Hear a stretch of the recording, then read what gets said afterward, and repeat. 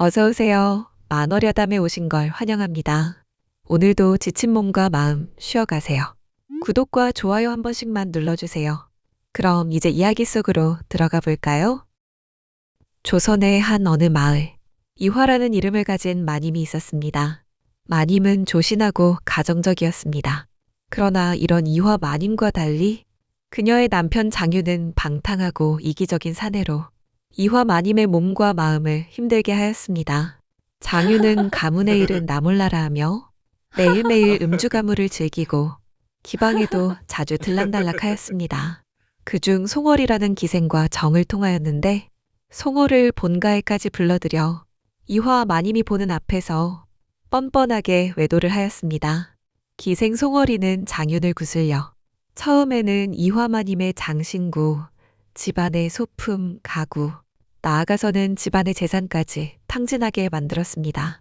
이화는 가문의 몰락을 막고 식솔들을 챙기려 친정집의 재산까지 끌어모았지만 장윤과 송월의 사치를 막을 수 없었지요. 하인들은 다 떠났고 남편 장윤도 송월이가 지내는 기방으로 갔습니다. 이화는 집안에 혼자 남게 되었습니다. 그러던 어느 날 비에 젖은 사내 하나가 대문을 두드렸습니다. 이화마님은 남편 장윤이 빚을 진 사람이 찾아온 것인가 하고 두려웠지만 문을 열어줄 하인이 없었기에 직접 대문을 열어주었습니다. 대문을 열어보니 눈앞에 웬 기골이 장대하고 훤칠하게 생긴 거지 하나가 서 있었습니다. 이화는 이 마을에서 나고 자랐지만 처음 보는 얼굴이었지요. 처음 보는 얼굴인데 이 집까지는 어인일인가? 배를 굶은 지 나흘이온데 따뜻한 죽 한 그릇만 얻을 수 있습니까? 이화는 거지가 구걸하는 모양치고 버르장머리 없다고 생각하였지만 이 처음 보는 거지조차도 이화 본인의 처지를 알고 있는 건가 생각하며 마음을 비웠습니다. 이화는 집안에 여유가 없기에 별게 들어있지 않지만 굶은 지 나흘이나 된 이 거지가 배부를 수 있게 죽을 큰 대접에다가 담아주었지요. 거지는 이화가 차려준 죽을 바라보다가 물었습니다. 마님, 집안의 식솔은 어디 가고 마님께서 직접 차려주시는 겁니까? 집안에 사정이 있어 식솔들이 다 떠났네. 맛은 없을 수도 있으나 정성을 들였으니 군말 말고 드시게나. 이화는 거지에게 주는 그저 그런 죽이지만 괜히 자신의 음식 솜씨가 부끄러워져 거지에게 서둘러 먹으라며 닥달하였습니다. 거지는 그런 이화를 보며 은은한 미소를 짓고서는 조용히 남기지 않고 다 먹었습니다. 어느새 시간이 지나 저녁이 되었습니다. 시간이 많이 늦었네. 이 근방에는 산적이 나타나고 있지만 사또가 마을을 관리하고 있지 않아 돌아다니면 위험하네. 자고 가게나. 그럼 거절하지 않고 묵고 가겠습니다. 감사합니다. 다음 날 아침, 이화는 들려오는 정겨운 소리에 눈이 일찍 떠졌습니다. 마당으로 나가보니 재워준 거지가 장작을 패고 있었습니다. 거지의 이름은 김연. 김연은 기골이 장대한 몸으로 도끼를 힘차게 휘둘러 어떤 두꺼운 장작도 한 번에 쪼개버렸습니다. 김연이 도끼질을 할 때마다 우락부락한 팔의 힘줄은 성이 나 있었고 가슴팍 부분이 해진 옷 사이로 두툼한 근육이 보였지요. 이화는 그 모습을 보며 속으로 생각했습니다. 저 거지는 몸도 좋고 힘도 장사구나. 몸이 좋아서 힘이 장사인 건가? 눈빛도 예사롭지 않던데 어디서 나타난 거지일까?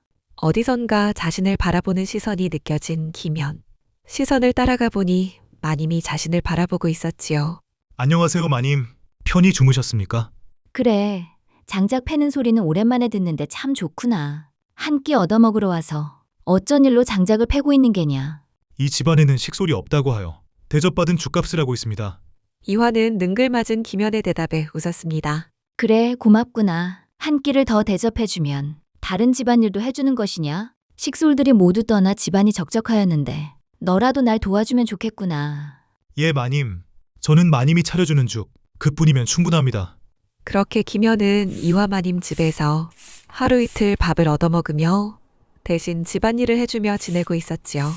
그렇게 김연은 자연스럽게 이화마님 집에 눌러 살게 되었습니다.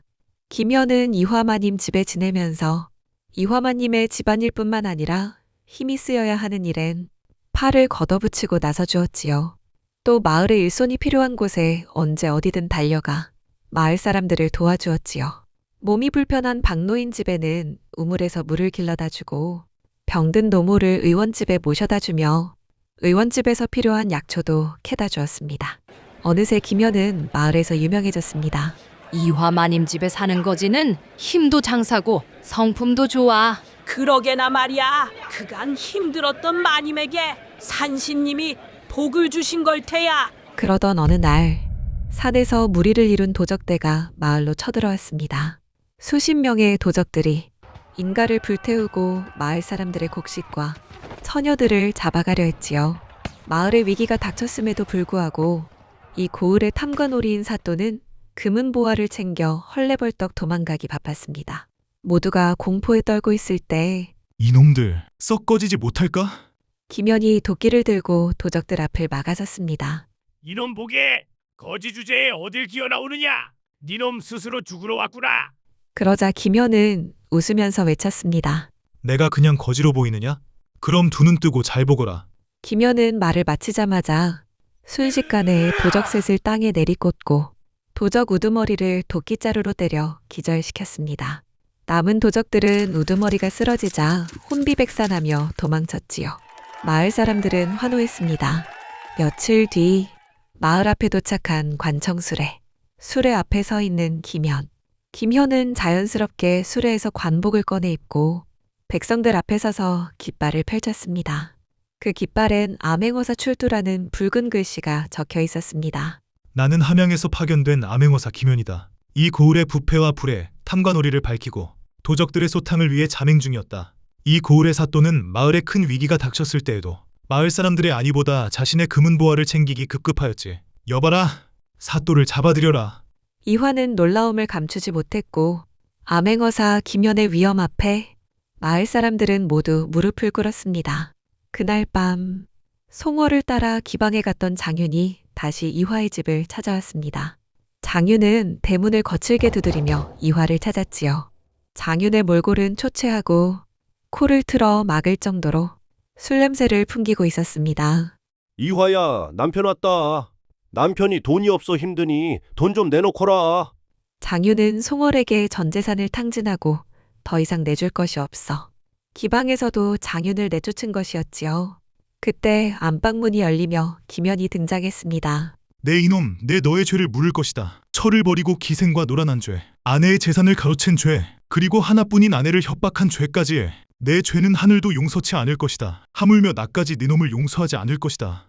김현은 장윤을 바로 포박하였고 장윤은 관아로 끌려가 처벌을 받았습니다. 장윤은 유배형에 처하여 이 마을에 다시는 발을 들이지 못하게 되었지요. 며칠이 지나고 달빛이 유난히 밝았던 날, 이화는 방 안에 앉아 바느질을 하다 말고 창문 너머를 바라보았습니다. 그곳에는 마당에서 장작을 패고 있는 김현이 있었지요. 김현은 암행어사라는 신분을 밝힌 뒤에도 혼자 남겨진 이화를 위해 한양으로 떠나지 않고 이화의 집에 남아서 여전히 집안일을 묵묵히 도와주었습니다. 이화는 조심스럽게 김현의 옆으로 다가갔습니다. 어사님, 탐관도 잡아내었고 제 남편도 처벌을 받았는데 어째서 아직 제 곁을 지켜주시는지요? 마님에게 처음으로 죽을 얻어먹은 날, 그날부터 마님이 그냥 저의 운명처럼 느껴졌습니다. 마님은 그 힘든 상황에서도 일면식도 모르는 거지에게 죽 한 그릇과 잠자리를 선뜻 내주었지요. 마님은 따뜻한 사람입니다. 허락만 해주신다면 마님 곁을 계속 지키고 싶습니다. 이화는 조용히 고개를 끄덕였고 김현은 이화가 마치 깨지기 쉬운 도자기인 듯 그녀를 조심스레 안아 안방으로 들어갔지요. 서로에 대한 마음을 확인한 밤이었습니다. 이후 김현은 이화와 함께 한양으로 돌아가 관직에 복귀하였고 두 사람은 곧 혼례를 올렸습니다. 이화는 이제 암행어사의 반려로 김현과 함께 전국을 돌아다녔습니다.